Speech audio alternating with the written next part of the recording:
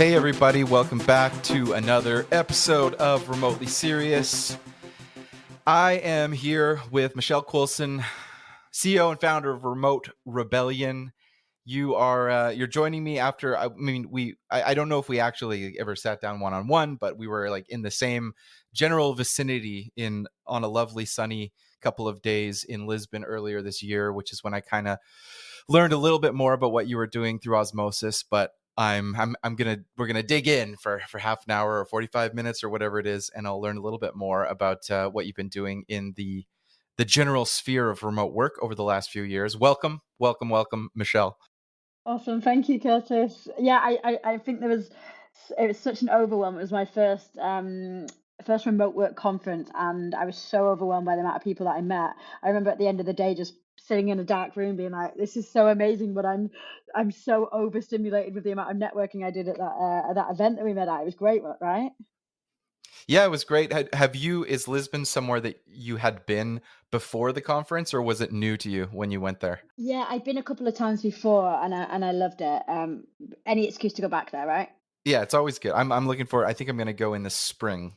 I'm in Canada, back in my hometown. Not nomading right now, in Canada, but hoping to go back to Lisbon in the spring.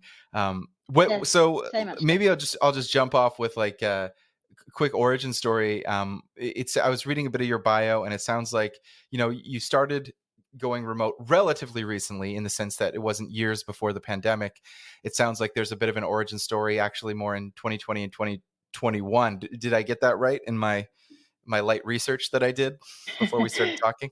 Yeah, I'd say that's right. It kind of it could go back to age 11 if you really go back that far. Not digital nomadism, but there's definitely a really long version, and the short version is definitely from 2020. Is I would say. Yeah, no, it's funny. I'll try and I find that trying to guess what people's story is, or just kind of infer, especially in this world of remote workers, I can often get it wrong. And I'll even do this in like sort of semi-professional situations with teammates, where someone will come on and they might be like, oh, hey, yeah, no, I'm jumping on, great, I just had to make a cup of tea. And then I'll be like, oh, am I ahead of you 5 hours because you're in England? And they'll be like, oh no, I'm in Hungary, or like I'm in Bali. And it's like, I can't do that thing of like maybe just inferring a little bit. And you should never infer too much and be like, I see what you look like and how you sound, and then I guess where you are. That's probably a bad thing to do anyway. But especially now, I hear people with like an American Midwestern accent, and they're down in Southeast Asia, and it's just like it's different than 10 years ago, where there was kind of that small talk, and you could kind of say, oh, you sound like you're from Texas or something, and they are, it's all over the place now. It is, and I like that because you're quite often wrong. You just make these assumptions. By the way, I liked your English accent. It was pretty good. Oh, thanks. It's not bad. I I it's usually the cringe, but that was spot on. the only other time I've done an accent on the podcast is I did a Canadian accent, like I did a fake Canadian accent. So this is the second instance of that. So we'll have a clip show at some point once we get a bunch of them. So is Remote Rebellion relatively new in your journey, or is it something you started in tandem with you going remote recently, and sort of taking on a remote life? Good question. I'll rewind a little bit to story time here. Rewind a little bit to 2016, 2017. I was working Yeah. in recruitment at a digital app company, and I loved it. Really liked my job, like my boss, like the people I worked with. And I realized a lot of the developers I was recruiting for were like, we want remote work. And that was back in 2016, 2017. And I kept saying to my boss at the time, we need to introduce a remote work policy. And he's like, nope, not going to happen. Like computer says no kind of reasons, didn't really have any like decent kind of reasons to give.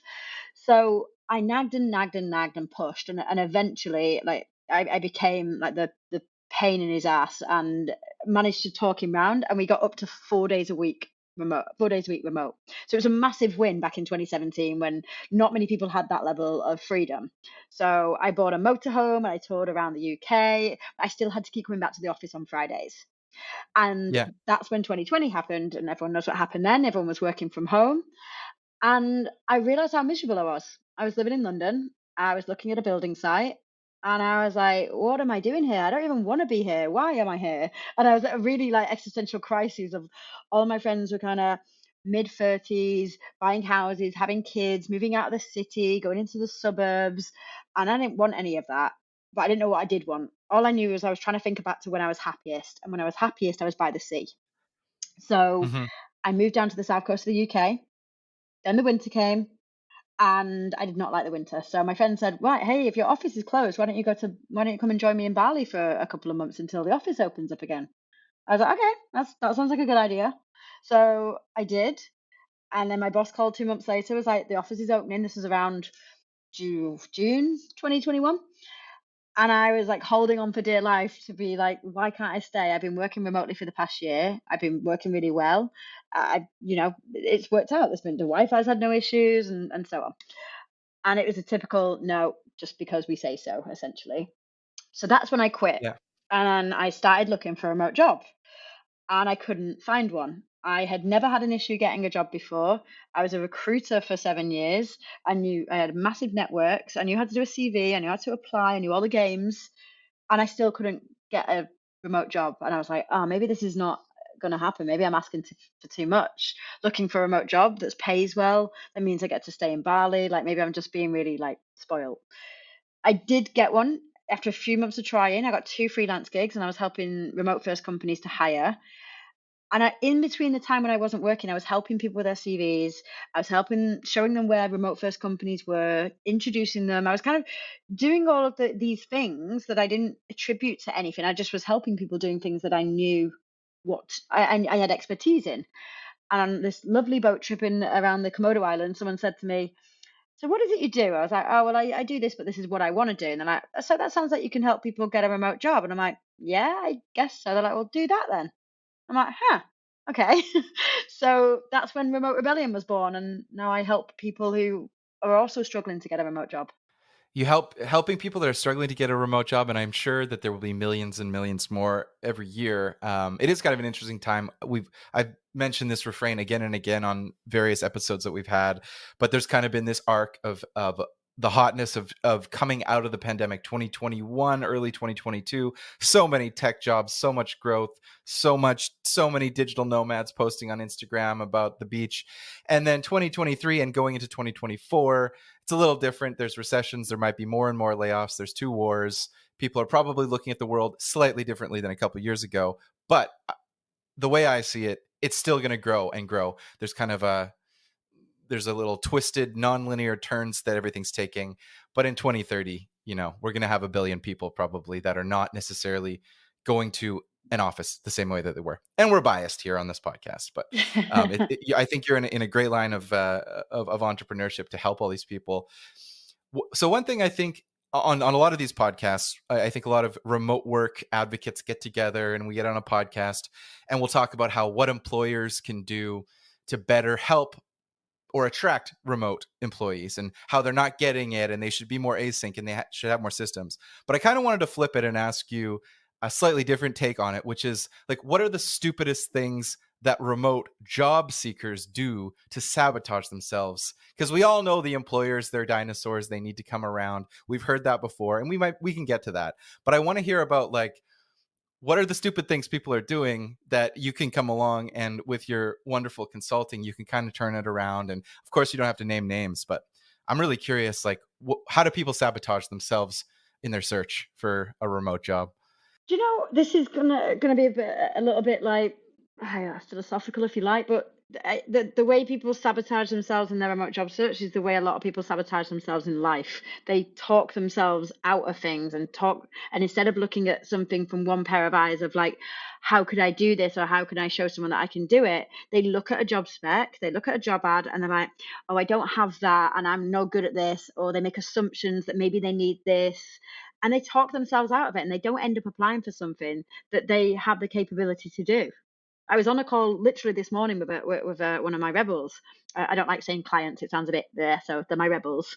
And she was looking at a job ad. We were looking at it together, and she was literally seeing things that weren't there. She's like, "Yeah, they're going to need like 5 years of experience." I'm like, "Where does it say that? They don't say that they need 5 years of experience." So and I always say, if we talk to ourselves the same way if we talk to our friends the same way we talk to ourselves, we'd have no friends left because we're so bad at talking down about ourselves. And I'm not good at this. I don't have that. This is all the things I don't have, rather than focusing on what you do have and what you can add to the table. Do you think maybe that they've been influenced by some of the marketing and propaganda from social media that seems to conflate together digital nomadism or remote work with entrepreneurship? Like, go be a remote, go remote, go to find a destination, be a digital nomad, and be a YouTuber, and be a drop shipper, and be a tech SaaS entrepreneur, and that the connection isn't quite made between. Oh, no, no, no! Like, probably the best fit, easiest path here is just get a job that's remote. You don't have to change the world in order to go and find a remote location and start, a journey down the remote path. I Does think that's that come definitely. into it? Yeah, to a certain degree. I don't think I attract as many of those kinds of people. And I think the reason I'm promoting remote work as opposed to digital nomadism. Um, and the reason for that is a lot of people who are like, I want to be a nomad, they're in a bit different mindset to those that are just looking for a remote job because they want more freedom, or they want to spend more time with their kids, or they want to, just sit at home with their dog all day. So the people Yeah. I'm targeting, that's not to say that I'm not working with people who want to be digital nomads, but the people I'm working with have had like a certain level of pain where they've not seen their first kid grow up because they've been working, commuting 2 hours each way, and they're sick of it and they want something else. So the whole digital nomadism, I'm not focused on that. I'm focused on people who have disabilities and can't leave their house and can't get a job because these dinosaur companies feel like they need to be in an office even though they're not able to go in. So I guess I don't get as many of those kinds of people that you're talking about. And I'm Hmm. also filtering out people who are looking for this utopia that doesn't exist. Like, being a digital nomad is hard, and people have generally worked hard to get there. They haven't just drop shipped for a few days and got really rich quick. They've generally put in the time, they put in the energy, and they've done their hours in some BS corporate job in an office that they hated. Yeah, it reminds me of the first time I spoke to kind of the Irish delegation, I guess 2 running remotes ago when I met them, and I was kind of so it was 2022, maybe my first conference or social event since before COVID. And I kind of had the idea that the people here would be promoting remote work in the digital nomad sense. And I spoke with them, and I was like, "Oh, are you trying to attract a bunch of Europeans from the EU to choose Ireland as a place to be a nomad?" And they're like, "No, no, no, no, no. We're helping people in Ireland work 45 minutes away from the office because they don't have to drive to the office, or not have to move to Dublin because they can just live in the town or the city where they grew up and where all their family is." And I, that was the first time I kind of really opened my eyes to, of course, like, of course, that's what's going to happen. That's what's happening all across the United States, across Ireland, across all countries. There's probably this much less vocal group of people who are simply living their best life by living 45 minutes away or 2 hours away from where they used to have to, just wherever they want to with their dog, like you say, something like that. Yeah, exactly. Yeah. But that's not quite as sexy on Instagram as some middle-aged person in their pants with their dog in their spare bedroom compared to someone like sipping coconuts on a beach in Yeah. Bali, right? So that's why you don't hear about it as much. Where in the world do you find yourself, or have you found yourself in the last couple of years? Are there bases or semi-permanent bases that you call home? Bali was my base for 2 years, and then I left in March. And I've been searching for a base in Europe for the past few months. And I've been to some wonderful places. Ireland actually is one place that I absolutely adored. I cycled through there for 2 weeks to go to a digital nomad conference there. And I loved it, especially Kerry. I really fell in love with it, but it just doesn't have the weather 12 months of the year, Yeah, not even yeah. 5 months of the year. So I couldn't do it. So I'm still looking. I'm in Gran Canaria at the moment. I'm heading to, where am I going to Portugal at the end of the month, and then to Thailand. So I'm hoping I find a base because I think I've realized I don't want to be traveling around all the time. Like, maybe like two places, having 6 months in one place, 6 months in another. That would be my style, but haven't yet found out where that is yet. What is the how do you manage remote rebellion? Is it a network of freelancers? Do you have any co-founders, business partners? I assume remote rebellion is itself a fully remote organization, but sometimes that's not true. So I like to check in, and how have you found the um, the remote life from that angle, growing a remote uh, I'll say consultancy, but you can pitch it however you want. Service business, wonderful, wonderful tool for anyone to start their remote life.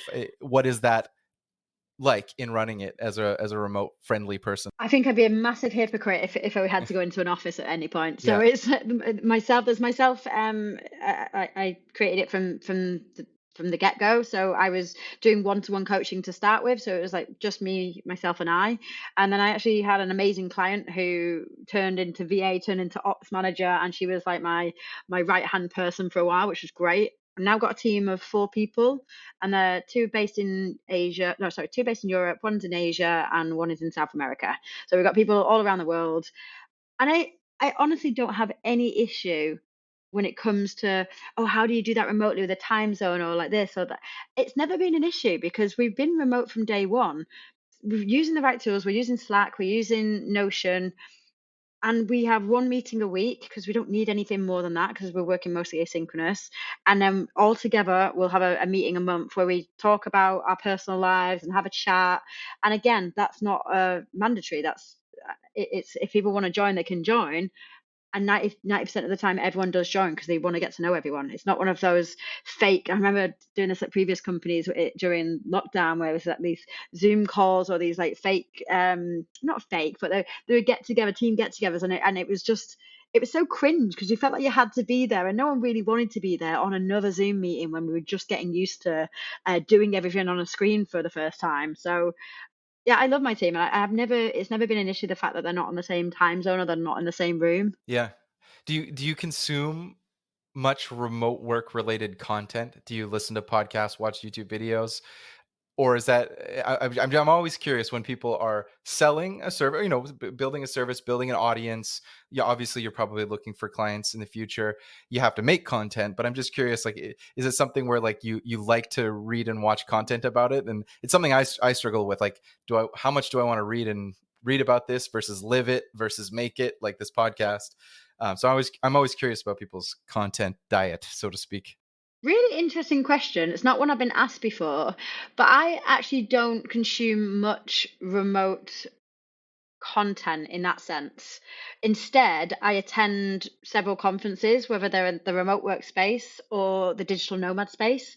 So I get my information that way because I spend a lot of time on my screen. I like to have the interactions in person as well. So a lot of the content I consume on podcasts and online is generally business related rather than necessarily remote specific. What did you think of running remote in the spring?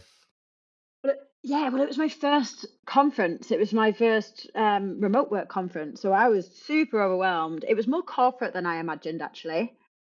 But the people that I met, like it was almost like this whole family that I'd built up for over the last year and a half. And it was just, I don't know if you noticed, there was just a load of groups of screaming girls being like, ah, like going up because they've seen people that they've been connected to and chatting to for months or even years. And then they finally got together in one place and met in person.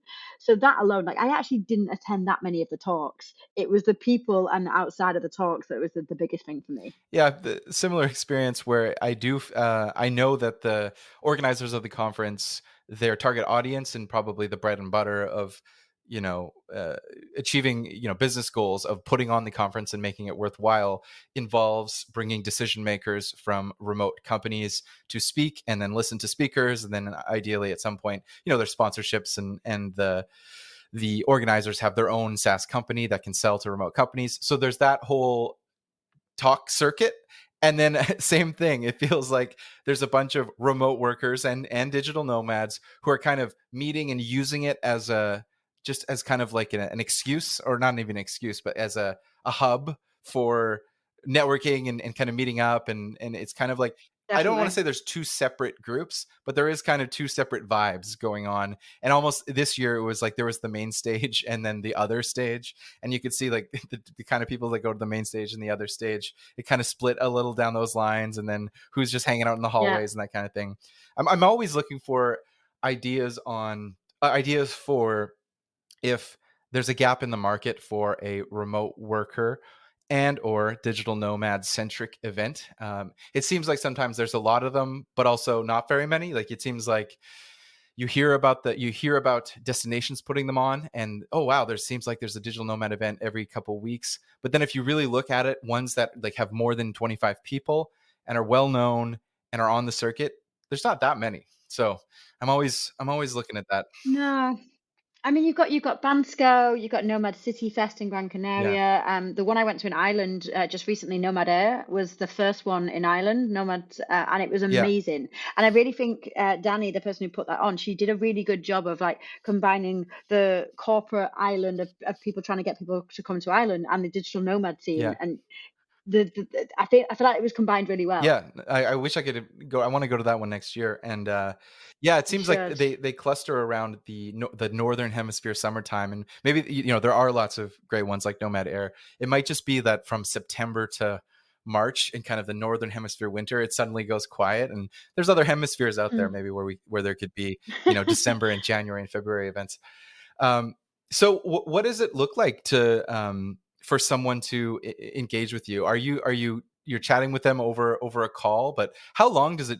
Maybe a different way to look at it. How the average time, someone starts with you and then they're off successful at a job. Is that 2 weeks, 2 months, 6 months? How long do these engagements take to work? And then I guess ideally have them grow up and blow away to their new job. What's the timeline like for an engagement? How long does it take anyone to get a six pack?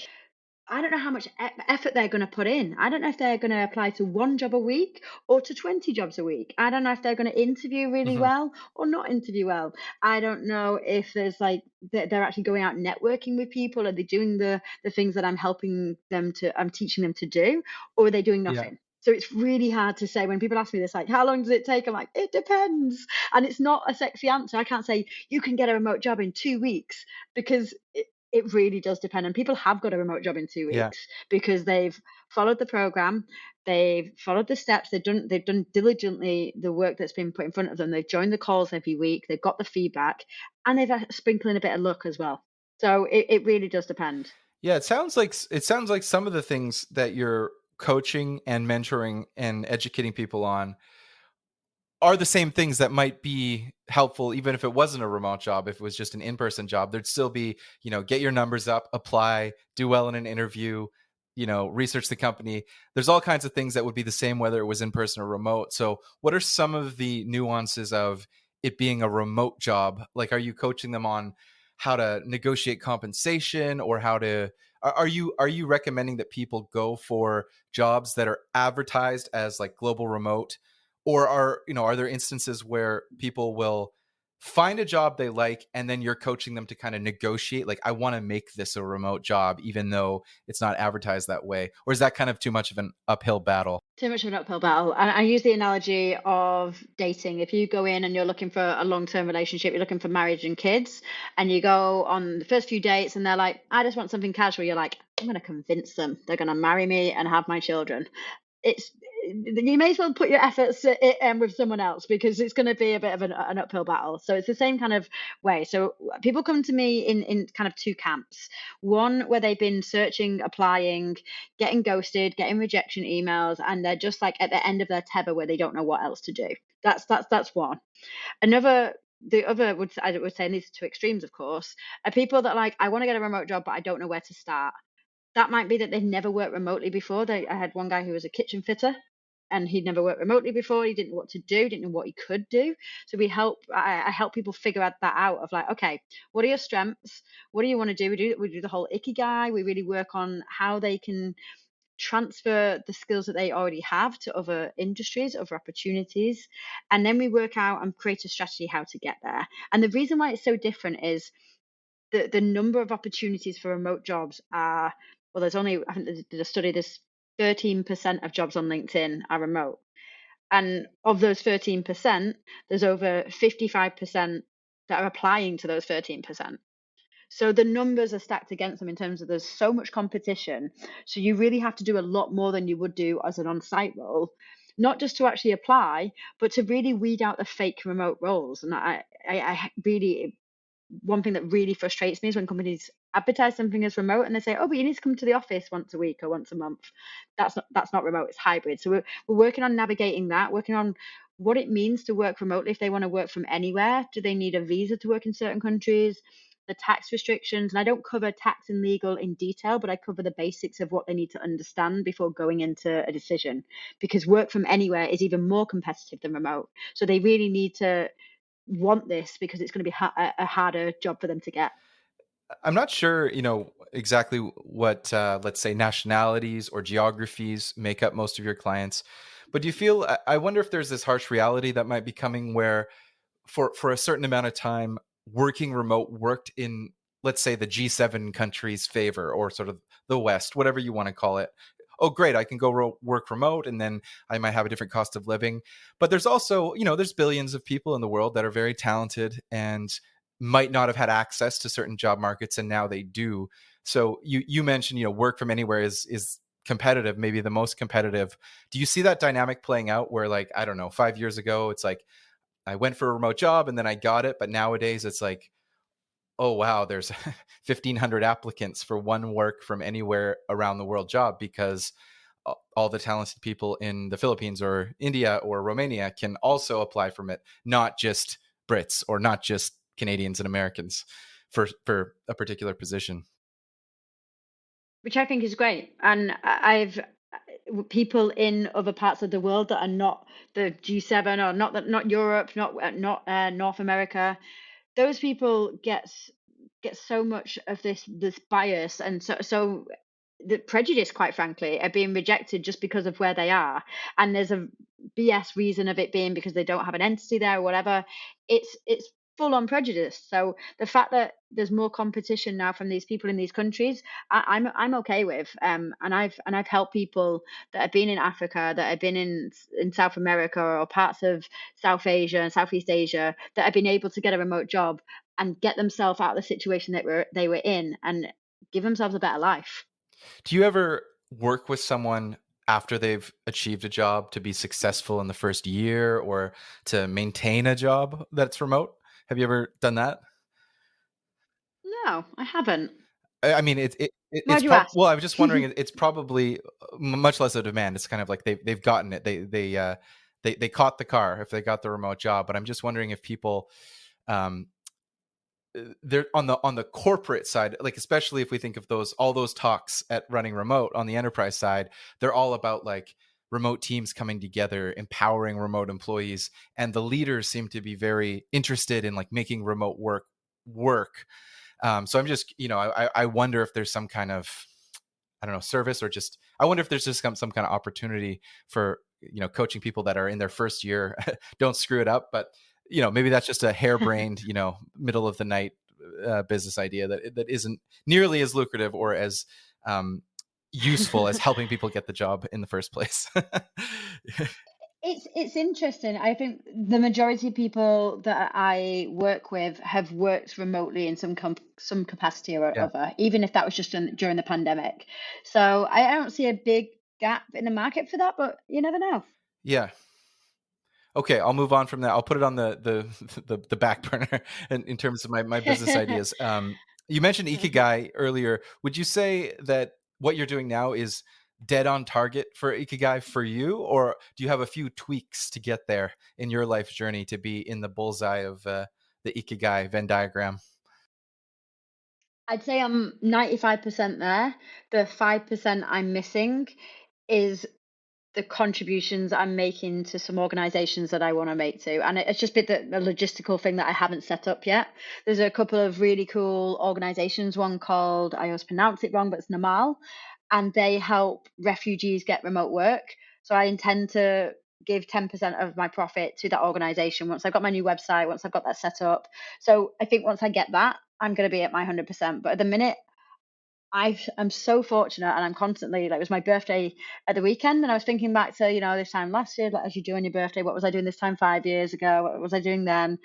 And I just thought, I'm so fortunate that I'm doing what I love, I'm doing what I'm good at, and I got all of this freedom, and I'm helping people. Yeah. Like, I couldn't ask for anything more, really. So if someone is hearing this and maybe they've been listening for this episode for 25 minutes, and let's say they're not remote yet and they're starting to get interested, maybe this is it finally. They've heard so much about it, and this episode is now the straw that's not breaking the camel's back but getting the camel to start running towards something. Who's hiring? Where are most of these remote jobs? Is it US tech companies? Is it small startups? Where's the good fishing?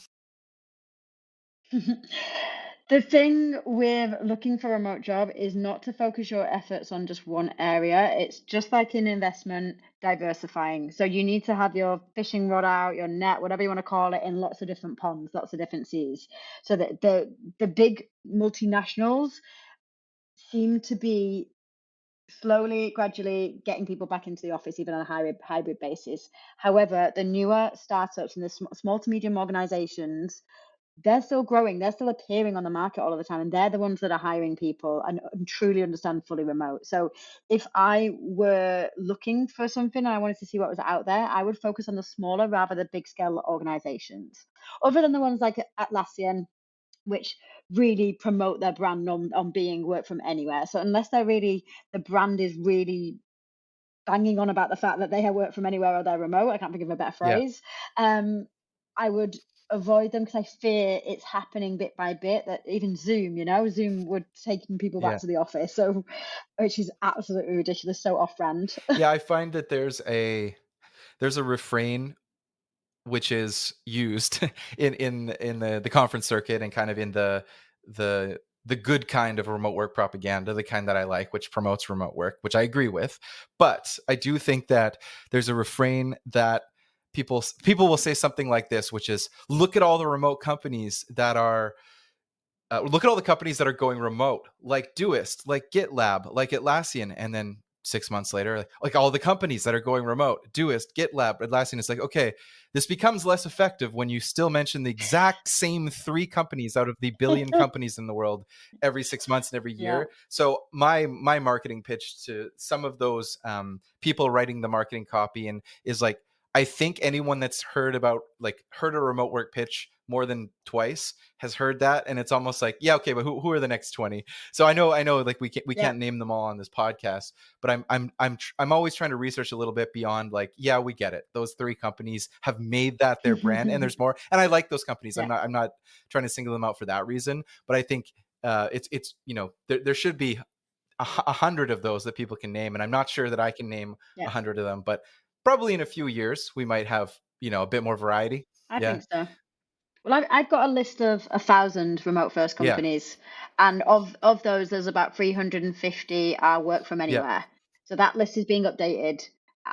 I'm adding to those, and I'm taking some off as well that are sneakily going back into the office, but they exist, and just the ones that I know about. I'm sure there's a whole bunch of other ones. The key really to be finding those organizations and finding those jobs is to step off LinkedIn for a little bit and go networking, go speaking to people, not necessarily remote first conferences or events, but events that are in your space. If you're really interested in AI, if you're really interested in e-commerce, whatever that looks like, go get yourself out there, be visible and speak to people and network, and you'll find out all of these organizations you didn't even know existed that maybe had that one job that you were interested in.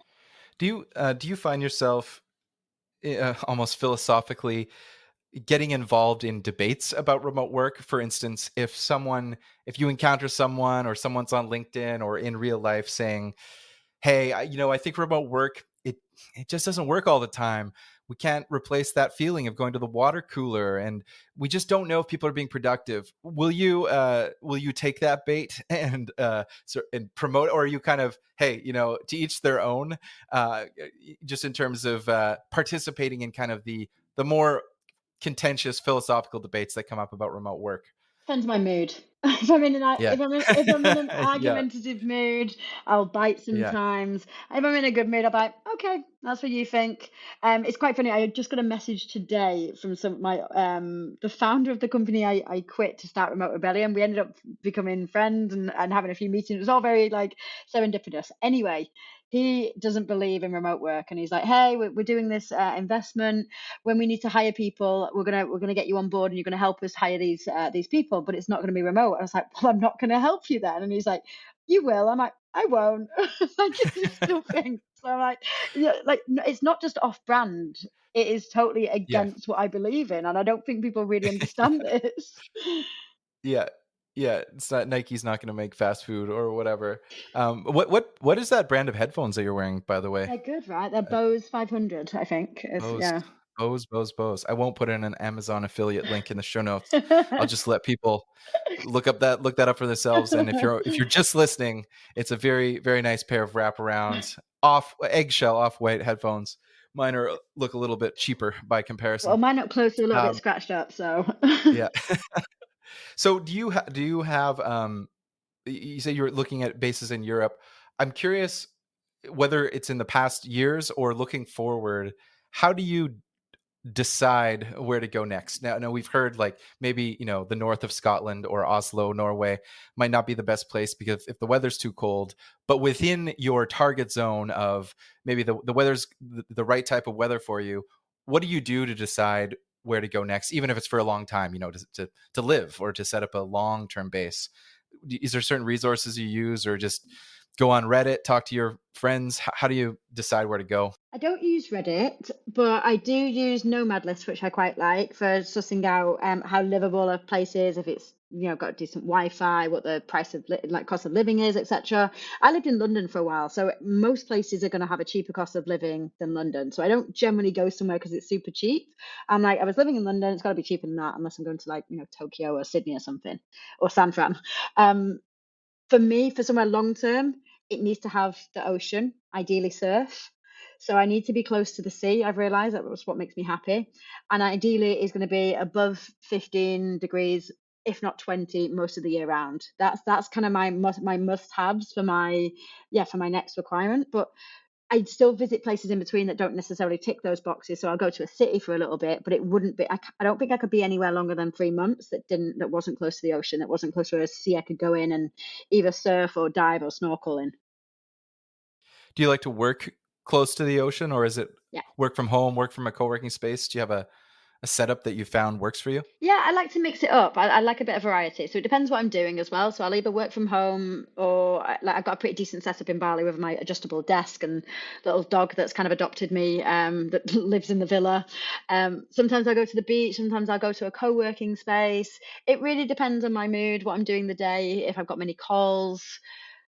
Yeah, I mean, another important thing for me of choosing where to live as well, and it's super cheesy. I'm sure everyone says this, but community, community is super important. I need to be able to be part of something, and I ideally like a mixture of a local, expat, and nomad community. It's not just nomads, not just locals, and not just expats. It's like a nice combination of the three, which is quite hard to find sometimes. Yeah, I think there's been a lot of debates.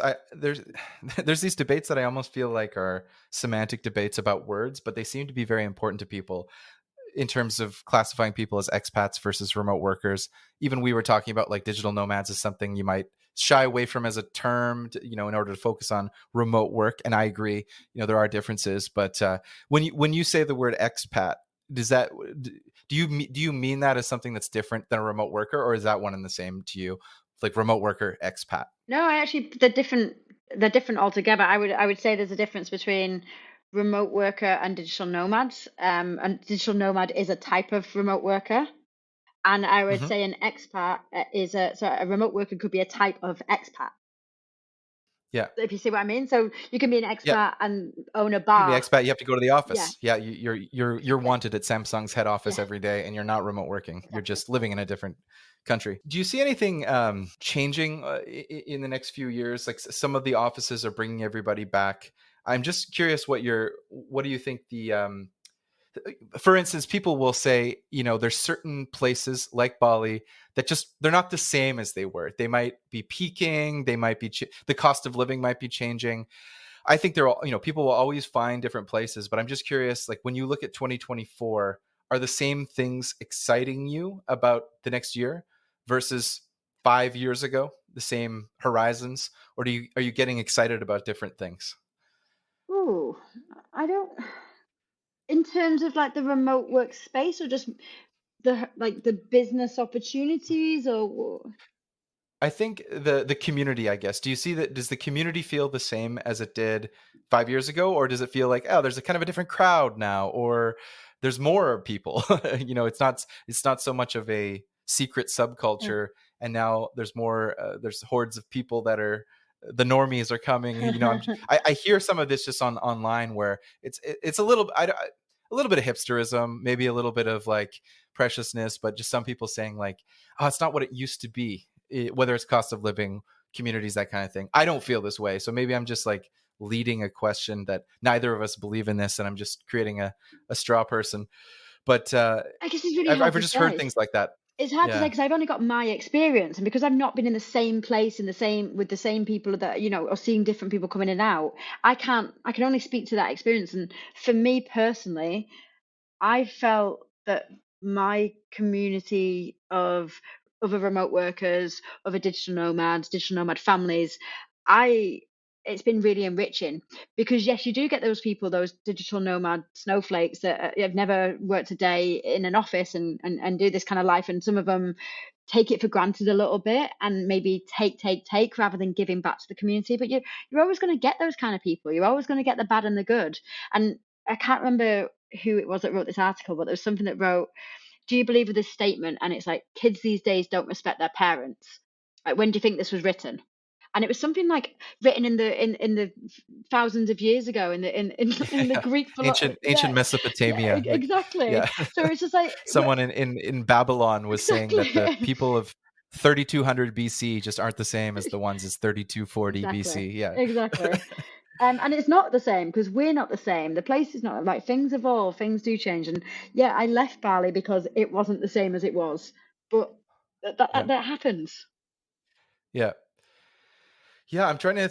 I was talking to someone on an episode that's still yet to come out the other day, and they were really excited about South America and Africa, and just saying like there's going to be so much more South America and Africa interest, entrepreneurship, remote work, digital nomads. Africa, in many ways has been lagging behind by economic indicators for a whole bunch of historical reasons for hundreds of years.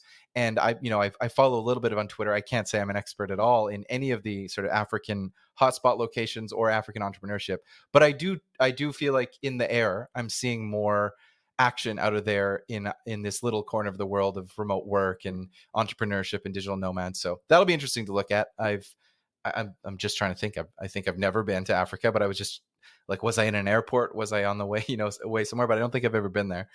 And yeah, so I'm excited about that. Yeah, me too. Do you think that you'll go to more conferences in 2024? Like, is it how high on the list is that for you in terms of a must do to another running remote or other conferences? The Nomad Air conference, EIRE for anyone that's listening. Yeah, I can never pronounce it right. Um, Yeah, really important. I went to the first running remote with a sort of really tunnel visioned, naive vision in mind of like, I'm going to go there, I'm going to find new, wonderful remote rebel clients, rather than actually, I'm just going to go and meet new people. And yeah, after that, it really made me reflect of like, I'm going into this with the wrong mindset. And the next conference I went to, I really went in and just, I felt like I built the tribe around me, and the people that I was meeting, I was really getting a lot out of, because I was going in just with my ears open rather than like looking for something. And since then, yeah. I've had so much more enriching experiences and met some amazing people. And yeah, I'm going to continue to do more. I want to go to at least 3 or 4 conferences a year.